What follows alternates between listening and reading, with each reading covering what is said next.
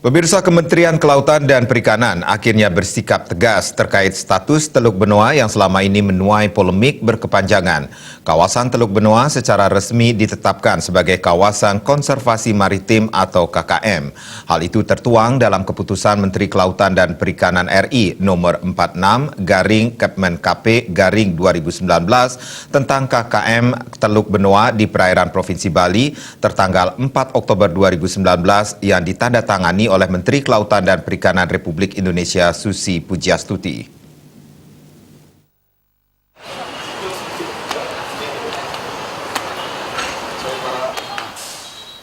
Kabar tersebut disampaikan Gubernur Bali Wayan Koster yang didampingi Sekda Dewa Made Indra dan Kadis Kelautan dan Perikanan Provinsi Bali Imade Sudarsanang dalam jumpa pers dengan media di Jaya Sabau Denpasar.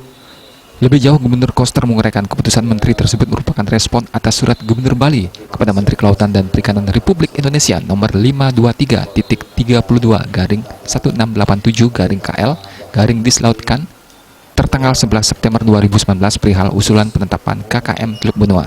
Dalam surat tersebut, Gubernur Bali mengusulkan Teluk Benoa ditetapkan sebagai KKM sesuai dengan hasil konsultasi publik pada tanggal 6 September 2019 yang dihadiri kelompok ahli, LSM, NGO, asosiasi pemangku kepentingan, para sulinggih, dan pendesa adat yang memanfaatkan perairan Teluk Benoa.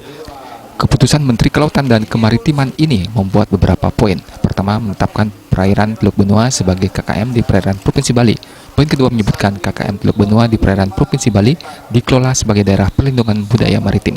Poin ketiga, mengatur tentang luas daerah perlindungan budaya maritim keseluruhan mencapai 1.243,41 hektar yang meliputi zona inti sebanyak 15 titik koordinat masing-masing dengan radius kurang lebih 50 cm, sikut Bali, Telung, Tampak Anang, dan zona pemanfaatan terbatas.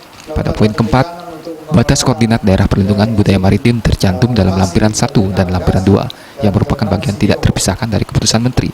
Poin kelima, Kementerian Kelautan dan Perikanan menunjuk Pemprov Bali melakukan pengelolaan daerah perlindungan budaya maritim Teluk Benoa yang meliputi penunjukan organisasi pengelola, penyusunan dan penetapan rencana pengelolaan dan peraturan zonasi KKM. Jadi perjuangan kita yang lama yang dijalankan oleh berbagai elemen masyarakat itu sekarang sudah mendapat jawaban konkret dari Menteri Kelautan dan Perikanan. Kawasan Teluk Benoa menjadi kawasan konservasi maritim. Soal Perpres Teluk Benoa itu, Pak, perlu dicabut lagi atau enggak, Pak? Sebenarnya udah nggak ada kaitan lagi, sebenarnya udah nggak jalan kan jadinya itu. Perpres kan di atasnya aturan menteri, Pak. Iya, walaupun begitu karena di situ ada kewenangan menterinya khusus di Teluk Benoa. Ya. Tapi itu kan nanti ada peluang juga, Pak. Perpres itu kan serba reklamasi Regional, Bang, gitu. Udah kalau dengan keputusan menteri udah nggak ada, udah nggak bisa. Tapi salah satu tuntutan masyarakat itu juga minta dicabut Perpres itu. Ya, ini kan soal bagaimana Bapak Presiden menghormati Presiden sebelumnya. Tanpa dicabut pun juga nggak akan jalan itu.